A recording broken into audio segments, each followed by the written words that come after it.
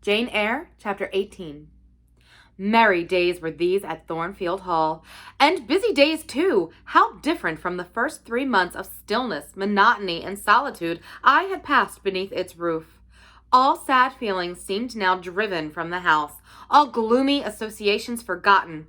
There was life everywhere, movement all day long. You could not now traverse the gallery, once so hushed, nor enter the front chambers, once so tenantless, without encountering a smart lady's maid or dandy valet. The kitchen, the butler's pantry, the servants' hall, the entrance hall were equally lively, and the saloons were only left void and still when the blue sky and halcyon sunshine of the genial spring weather called their occupants out onto the grounds. Even when that weather was broken and continuous rain set in for some days, no damp seemed cast over enjoyment. Indoor amusements only became more lively and varied in consequence of the stop put to outdoor gaiety. I wondered what they were going to do the first evening a change of entertainment was proposed. They spoke of playing charades, but in my ignorance I did not understand the term. The servants were called in, the dining room tables wheeled away, the lights otherwise disposed, the chairs placed in a semicircle opposite the arch. While Mr. Rochester and the other gentlemen directed these alterations, the ladies were running up and down stairs ringing for their maids. Mrs. Fairfax was summoned to give information respecting the resources of the house in shawls, dresses, draperies of any kind, and certain wardrobes of the third story were ransacked, and their contents in the shape of brocaded and hooped petticoats, satin sacks, black modes, lace lappets, etc. were brought down in armfuls by the Abigails. Then a selection was made, and things as were chosen were carried to the boudoir within the drawing-room. Meantime, Mr. Rochester had again summoned the ladies around him, and was selecting certain of their number to be of his party. "Miss Ingram is mine, of course," he said. Afterwards, he named the two Mrs. Eshton and Mrs. Dent. He looked at me. I happened to be near him, as I had been fastening the clasp of Mrs. Dent's bracelet, which had got loose. "Will you play?" he asked. I shook my head. He did not insist, which I rather feared he would have done. He allowed me to return quietly to my usual seat. He and his aides now withdrew behind the curtain. The other party, which was headed by Colonel Dent, sat down on the crescent of chairs. One of the gentlemen, Mr. Eshton, observing me, seemed to propose that I should be asked to join them, but Lady Ingram instantly negatived the notion. "No," I heard her say, "she looks too stupid for any game of the sort." Ere long a bell tinkled, and the curtain drew up.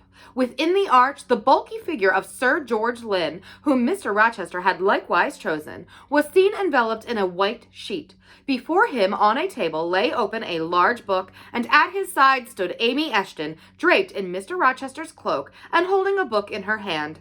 Somebody, unseen, rang the bell merrily. Then Adele, who had insisted on being one of her guardian's party, bounded forward, scattering round her the contents of a basket of flowers she carried on her arm. Then appeared the magnificent figure of Miss Ingram, clad in white, a long veil on her head, and a wreath of roses round her brow. By her side walked Mr. Rochester, and together they drew near the table. They knelt, while Mrs. Dent and Miss Louisa Eshton, dressed also in white, took up their stations behind them. A ceremony followed in dumb show in which it was easy to recognize the pantomime of a marriage. At its termination, Colonel Dent and his party consulted in whispers for 2 minutes, and then the colonel called out, "Bride!" Mr. Rochester bowed, and the curtain fell. A considerable interval elapsed before it again rose. Its second rising displayed a more elaborately prepared scene than the last. The drawing-room, as I have before observed, was raised 2 steps above the dining-room, and on the top of the upper step, placed a yard or 2 back within the room, appeared a large marble basin, which I recognized as an ornament of the conservatory, where it usually stood, surrounded by exotics, and tenanted by gold fish, and whence it must have been transported with some trouble on account of its size and weight. Seated on the carpet by the side of the basin was seen Mr. Rochester, costumed in shawls, with a turban on his head. His dark eyes and swarthy skin and Paynim features suited the costume exactly. He looked the very model of an Eastern emir, an agent or a victim of the bowstring. Presently advanced into view Miss Ingram. She, too, was attired in Oriental fashion, a crimson scarf tied sash-like round the waist, an embroidered handkerchief knotted about her temples, her beautifully molded arms bare, one of them upraised in the act of supporting a pitcher poised gracefully on her head. Both her cast of form and feature, her complexion and her general air, suggested the idea of some Israelitish princess of the patriarchal days, and such was doubtless the character she intended to represent. She approached the basin and bent over it as if to fill her pitcher. She again lifted it to her head. The personage on the well brink now seemed to accost her, to make some request. She hasted, let down her pitcher on her hand, and gave him to drink. From the bosom of his robe he then produced a casket, opened it, and showed a magnificent bracelets and earrings. She acted astonishment and admiration. Kneeling, he laid the treasure at her feet. Incredulity and delight were expressed by her looks and gestures. The stranger fastened the bracelets on her arms and the rings in her ears. It was Elizur and Rebecca. The camels were only wanting. The divining party again laid their heads together. Apparently they could not agree about the word or syllable the scene illustrated. Colonel Dent, their spokesman, demanded the tableau of the whole, whereupon the curtain again descended. On its third rising, only a portion of the drawing-room was disclosed, the rest being concealed by a screen, hung with some sort of dark and coarse drapery. The marble basin was removed. In its place stood a deal table and a kitchen chair. Those objects were visible by a very dim light proceeding from the horn lantern, the wax candles being all extinguished. Amidst this sordid scene sat a man with his clenched hands resting on his knees and his eyes bent on the ground.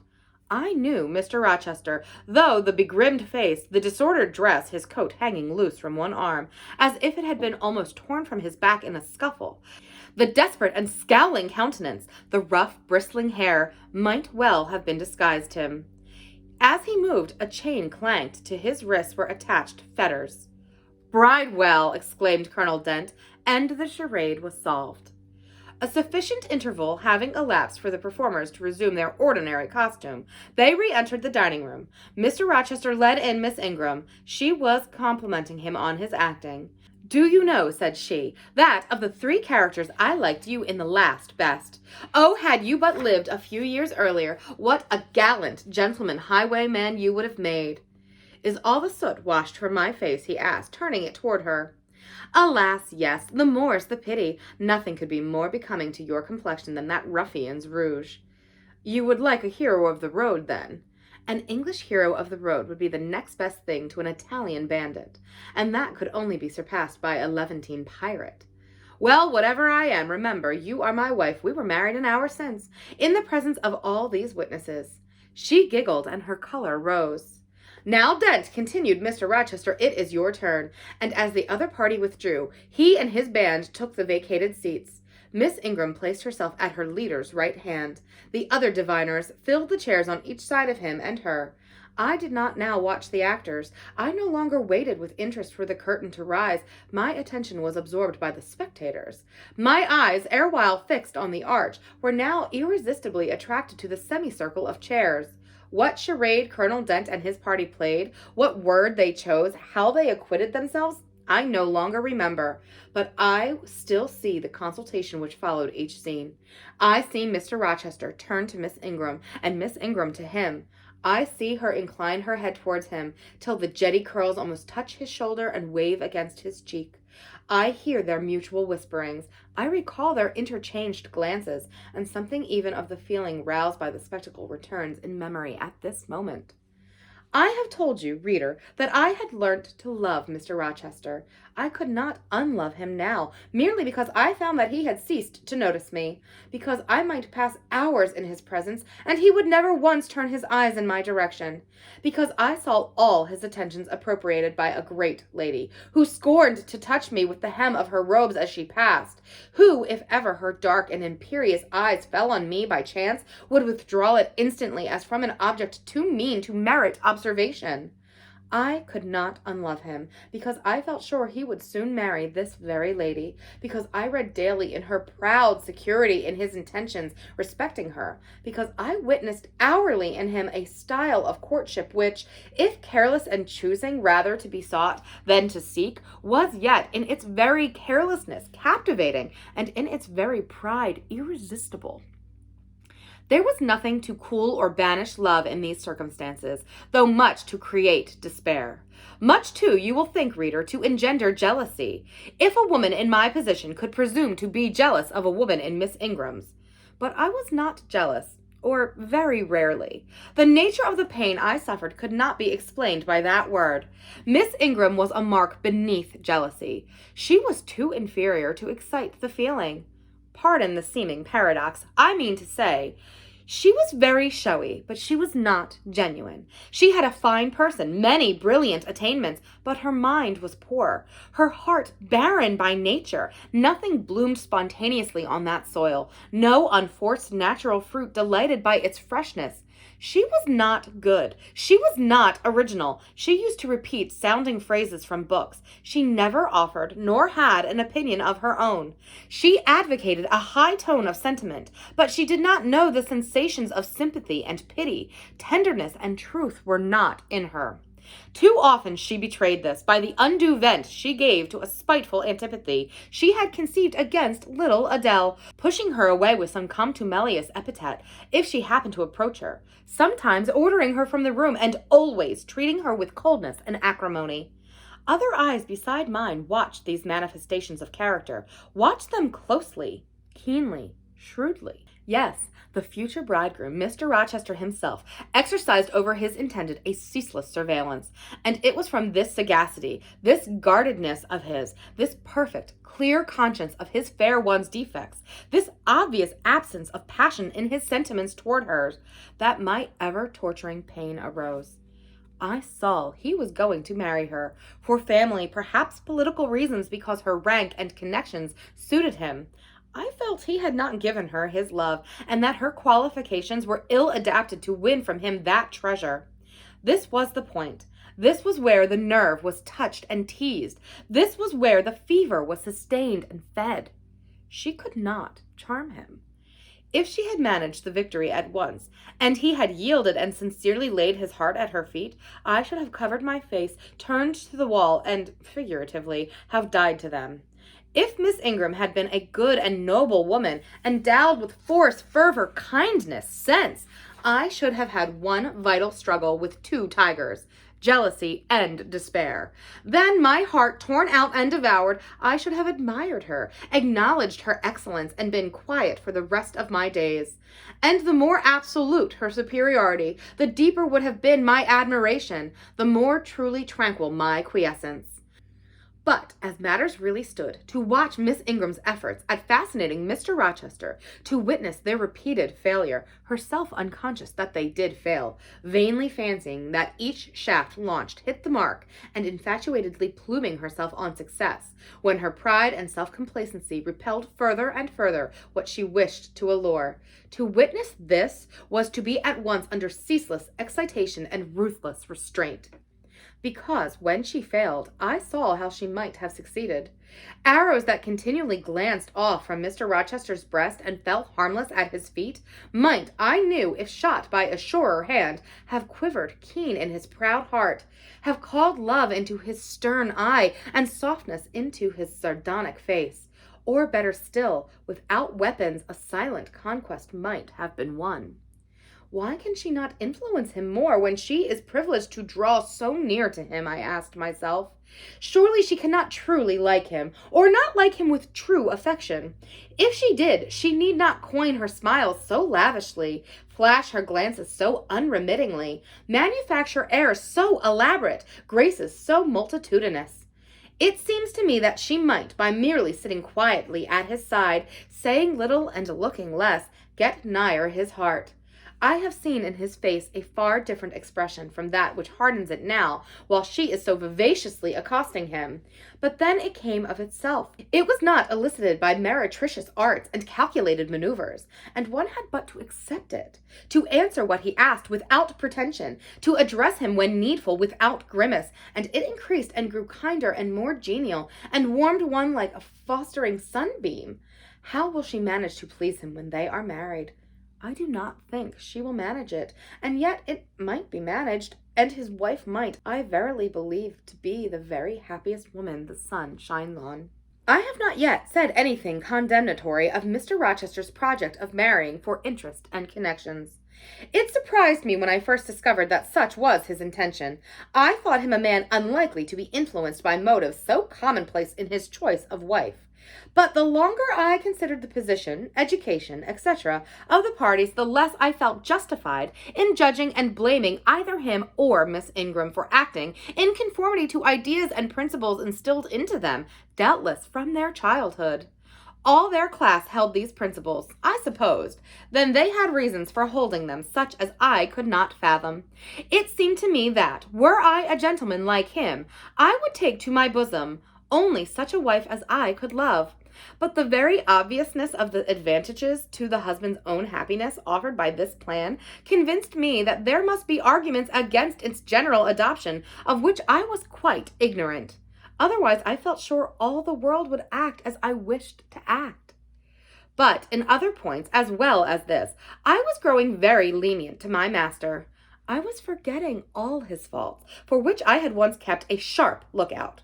It had formerly been my endeavor to study all sides of his character, to take the bad with the good, and from the just weighing of both to form an equitable judgment. Now I saw no bad.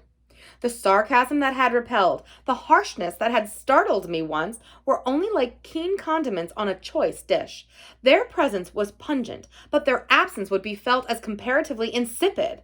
And as for the vague something, was it a sinister or a sorrowful, a designing or a desponding expression, that opened upon a careful observer now and then in his eye, and closed again before one could fathom the strange depth partially disclosed? That something which used to make me fear and shrink, as if I had been wandering amongst volcanic-looking hills, and had suddenly felt the ground quiver and seen it gape, that something I at intervals beheld still, and with throbbing heart, but not with palsied nerves.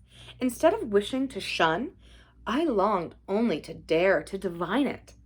And I thought Miss Ingram happy because one day she might look into the abyss at her leisure, explore its secrets, and analyze their nature. Meantime, while I thought only of my master and his future bride, saw only them, heard only their discourse, and considered only their movements of importance, the rest of the party were occupied with their own separate interests and pleasures. The ladies Lynn and Ingram continued to consort in solemn conferences, where they nodded their two turbans at each other, and held up their four hands in confronting gestures of surprise or mystery or horror according to the theme on which their gossip ran, like a pair of magnified puppets. Mild Mrs. Dent talked with good-natured Mrs. Eshton, and the two sometimes bestowed a courteous word or smile on me.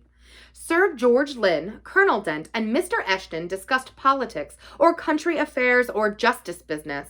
Lord Ingram flirted with Amy Eshton. Louisa played and sang to and with one of the Messieurs Lynn, and Mary Ingram listened languidly to the gallant speeches of the other. Sometimes all, as with one consent, suspended their by-play to observe and listen to the principal actors, for after all, Mr. Rochester and, because closely connected with him, Miss Ingram were the life and soul of the party. If he was absent from the room an hour, the perceptible dullness seemed to steal over the spirits of his guests, and his re-entrance was sure to give a fresh impulse to the vivacity of conversation. The want of his animating influence appeared to be peculiarly felt one day that he had been summoned to Millcote on business, and was not likely to return till late. The afternoon was wet. A walk the party had proposed to take to see a gypsy camp, lately pitched on a common beyond Hay, was consequently deferred. Some of the gentlemen were gone to the stables. The younger ones, together with the younger ladies, were playing billiards in the billiard room. The dowagers Ingram and Lynn sought solace in a quiet game at cards. Blanche Ingram, after having repelled by supercilious taciturnity some efforts of Mrs. Dent and Mrs. Eshton to draw her into conversation, had first murmured over some sentimental tunes and airs on the piano, and then, having fetched a novel from the library, had flung herself in haughty listlessness on a sofa, and prepared to beguile by the spell of fiction the tedious hours of absence. The room and the house were silent. Only now and then the merriment of the billiard players was heard from above. It was verging on dark, and the clock had already given warning of the hour to dress for dinner, when little Adele, who knelt by me in the drawing-room window seat, suddenly exclaimed, "Voilà, Monsieur Rochester qui revient!" I turned, and Miss Ingram darted forward from her sofa. The others, too, looked up from their several occupations, for at the same time a crunching of wheels and splashing tramp of horse hoofs had become audible on the wet gravel. A post-chaise was approaching. "What can possess him to come home in that style?" said Miss Ingram.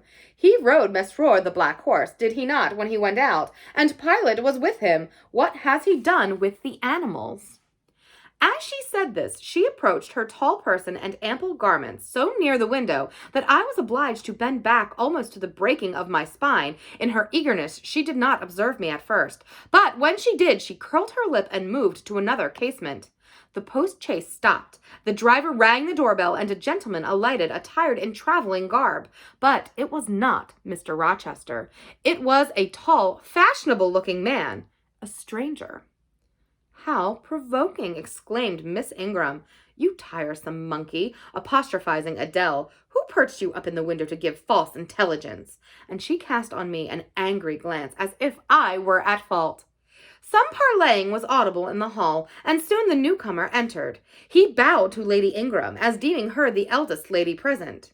"It appears I come in at an inopportune time, madam," said he, "when my friend Mr. Rochester is from home, but I arrive from a very long journey, and I think I may presume so far an old and intimate acquaintance as to install myself here until he returns."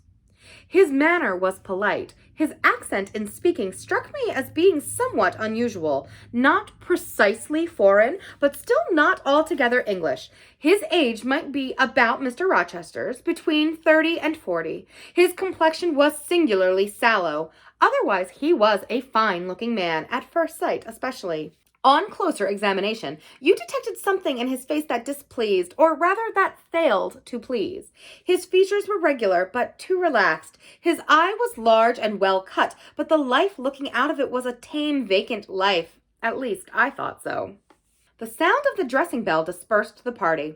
It was not till after dinner that I saw him again. He then seemed quite at his ease, but I liked his physiognomy even less than before. It struck me as being at the same time unsettled and inanimate. His eyes wandered, and had no meaning in its wandering. This gave him an odd look, such as I never remembered to have seen. For a handsome and not unamiable-looking man, he repelled me exceedingly. There was no power in that smooth-skinned face of full oval shape, no firmness in that aquiline nose and small cherry mouth. There was no thought on the low, even forehead, no command in that blank brown eye. As I sat in my usual nook and looked at him with the light of the grandiose on the mantelpiece beaming full over him, for he occupied an armchair drawn close to the fire and kept shrinking still nearer, as if he were cold, I compared him with Mr. Rochester. I think, with deference be it spoken, the contrast could not be much greater between a sleek gander and a fierce falcon, between a meek sheep and the rough-coated, keen-eyed dog, its guardian. He had spoken of Mr. Rochester as an old friend. A curious friendship theirs must have been, a pointed illustration indeed of the old adage that extremes meet. 2 or 3 of the gentlemen sat near him, and I caught at times scrapes of their conversation across the room. At first, I could not make much sense of what I heard, for the discourse of Louisa Eshton and Mary Ingram, who sat nearer me, confused the fragmentary sentences that reached me at intervals. These last were discussing the stranger. They both called him a beautiful man. Louisa said he was a love of a creature, and she adored him, and Mary instanced his pretty little mouth and nice nose as her ideal of the charming. "And what a sweet-tempered forehead he had," cried Louisa. "So smooth, none of those frowning irregularities I dislike so much, and such a placid eye and smile."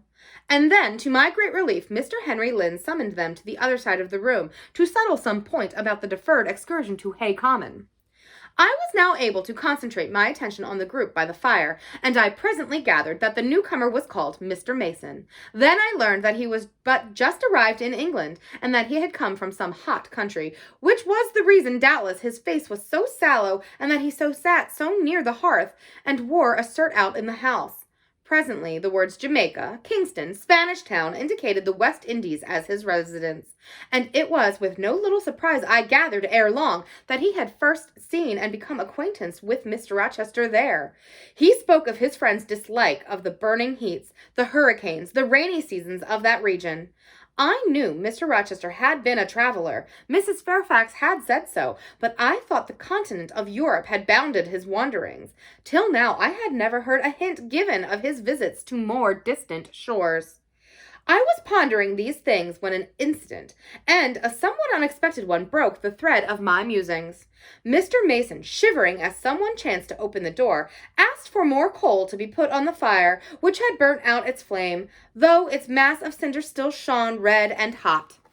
The footman who brought the coal, in going out, stopped near Mr. Eshton's chair and said something to him in a low voice, of which I heard only the words, "Old woman, quite troublesome." "Tell her she shall be put in the stocks if she does not take herself off," replied the magistrate. "No, stop," interrupted Colonel Dent. "Don't send her away, Eshton. We might turn the thing to account. Better consult the ladies." And, speaking aloud, he continued, "Ladies, you talked of going to Hay Common to visit the gypsy camp. Sam here says that one of the old Mother Bunches is in the servants' hall at this moment, and insists upon being brought in before the quality to tell them their fortunes. Would you like to see her?" "Surely, Colonel," cried Lady Ingram, "you would not encourage such a low impostor. Dismiss her by all means at once." "But I cannot persuade her to go away, my lady," said the footman, "nor can any of the servants. Mrs. Fairfax is with her just now, entreating her to be gone, but she has taken a chair in the chimney corner and says nothing shall stir her from it till she gets leave to come in here." "What does she want?" asked Mrs. Eshton. "To tell the gentry their fortunes, she says, ma'am, and she swears she must and will do it." "What is she like?" inquired the Mrs. Eshton in a breath. "A shockingly ugly old creature, miss, almost as black as a crook." "Why, she's a real sorceress," cried Frederick Lynn. "Let us have her in, of course." "To be sure," rejoined his brother. "It would be 1,000 pities to throw away such a chance of fun." "My dear boys, what are you thinking about?" exclaimed Mrs. Lynn. "I cannot possibly countenance any such inconsistent proceedings," chimed in the Dowager Ingram. "Indeed, mamma, but you can and will," pronounced the haughty voice of Blanche, as she turned round on the piano stool, where till now she had sat silent, apparently examined sundry sheets of music. "I have a curiosity to hear my fortune told. Therefore, Sam, order the beldam forward." "My darling Blanche, recollect, I recollect all you can suggest, and I must have my will. Quick, Sam." "Yes, yes, yes," cried all the juveniles, both ladies and gentlemen. "Let her come, it will be excellent sport." The footman still lingered. "She looks such a rough one," said he. "Go," ejaculated Miss Ingram, and the man went. Excitement instantly seized the whole party. A running fire of raillery and jest was proceeding when Sam returned. "She won't come now," said he. "She says it's not her mission to appear before the vulgar herd. Them's her words. I must show her into a room by herself, and then those who wish to consult her must go to her one by one." "You see now, my queenly Blanche," began Lady Ingram. "She encroaches. Be advised, my angel girl, and—" "Show her into the library, of course," cut in the angel girl. "It is not my mission to listen to her before the vulgar herd either. I mean to have her all to myself. Is there a fire in the library?" "Yes, ma'am, but she looks such a tinkler." "Cease the chatter, blockhead, and do my bidding." Again Sam vanished, and mystery, animation, expectation rose to full flow once more. "She's ready now," said the footman as he reappeared. "She wishes to know who will be her first visitor." "I think I had better just look in upon her before any of the ladies go," said Colonel Dent. "Tell her, Sam, a gentleman is coming." Sam went and returned. "She says, sir, that she'll have no gentlemen. They need not trouble themselves to come near her, nor," he added, with difficulty suppressing a titter, "any ladies either, except the young and single." By Jove, she has taste, exclaimed Henry Lynn. Miss Ingram rose solemnly. I go first, she said, in a tone which might have befitted the leader of a forlorn hope, mounting a breach in the van of his men. Oh, my best, my dearest, pause, reflect, was her mamma's cry. But she swept past her in stately silence, passed through the door which Colonel Dent held open, and we heard her enter the library. A comparative silence ensued. Lady Ingram thought it lacus to wring her hands, which she did accordingly. Miss Mary declared she felt for her part that she never dared venture. Amy and Louisa Eshton tittered under their breath and looked a little frightened. The minutes passed very slowly. 15 were counted before the library door again opened. Miss Ingram returned to us through the arch. Would she laugh? Would she take it as a joke? All eyes met her with a glance of eager curiosity, and she met all eyes with one of rebuff and coldness. She looked neither flurried nor merry. She walked stiffly to her seat and took it in silence. Well, Blanche, said Lord Ingram. What did she say, sister? Asked Mary. What did you think? How do you feel? Is she for real a fortune-teller? Demanded the Mrs. Eshton. Now, good people, returned Miss Ingram, don't press upon me. Really, your organs of wonder and credulity are easily excited. You seem, by the importance you all, my good mamma included, ascribe to this matter, absolutely to believe we have a genuine witch in the house, who is in close alliance with the old gentleman. I have seen a gypsy vagabond. She has practiced in hackneyed fashion the science of palmistry, and told me what such people usually tell. My whim is gratified, and now I think Mr. Eshton will do well to put the hag in the stocks tomorrow morning, as he threatened. Miss Ingram took a book, leant back in her chair, and so declined further conversation. I watched her for nearly half an hour. During all that time she never turned a page, and her face grew momentarily darker, more dissatisfied, and more sourly expressive of disappointment. She had obviously not heard anything to her advantage, and it seemed to me from her prolonged fit of gloom and taciturnity that she herself, notwithstanding her professed indifference, attached undue importance to whatever revelations had been made her. Meantime, Mary Ingram, Amy, and Louisa Eshton declared they dared not go alone, and yet they all wished to go. A negotiation was opened through the medium of the ambassador, Sam, and after much pacing to and fro, till, I think, the said Sam's calves must have ached with exercise, permission was at last, with great difficulty, extorted from the rigorous Sibyl, for the three to wait upon her in a body. Their visit was not so still as Miss Ingram's had been. We heard hysterical giggling and little shrieks proceeding from the library, and at the end of about 20 minutes they burst the door open and came running across the hall as if they were half scared out of their wits. I am sure she is something not right, they cried, one and all. She told us such things. She knows all about us. And they sank breathless into the various seats the gentleman hastened to bring them. Pressed for further explanation, they declared she had told them of things that they had said and done when they were mere children, described books and ornaments they had in their boudoirs at home, keepsakes that different relations had presented to them. They affirmed that she had even divined their thoughts, and had whispered in each the name of the person she liked best in the world, and informed them of what they most wished for. Here the gentleman interposed with earnest petitions to be further enlightened on these last two named points, but they only got blushes, ejaculations, tremors, and titters in return for the importunity. The matrons meantime offered vinaigrettes and wielded fans, and again reiterated the expression of their concern that their warning had not been taken in time, and the elder gentlemen laughed, and the younger ones urged their services on the agitated fair ones. In the midst of the tumult, and while my eyes and ears were fully engaged in the scene before me, I heard a hem close at my elbow. I turned and saw Sam. If you please, miss, the gypsy declares that there is another single young lady in the room who has not been to her yet, and she swears she will not go until she has seen all. I thought it must be you, for there is no one else for it. What shall I tell her? Oh, I will go, by all means, I answered, and I was glad of the unexpected opportunity to gratify my much excited curiosity. I slipped out of the room unobserved by any eye, for the company were gathered in one mass about the trembling trio just returned, and I closed the door quietly behind me. If you like, miss, said Sam, I'll wait in the hall for you, and if she frightens you, just call, and I'll come in. No, Sam, return to the kitchen. I am not in the least afraid. Nor was I, but I was a good deal interested and excited.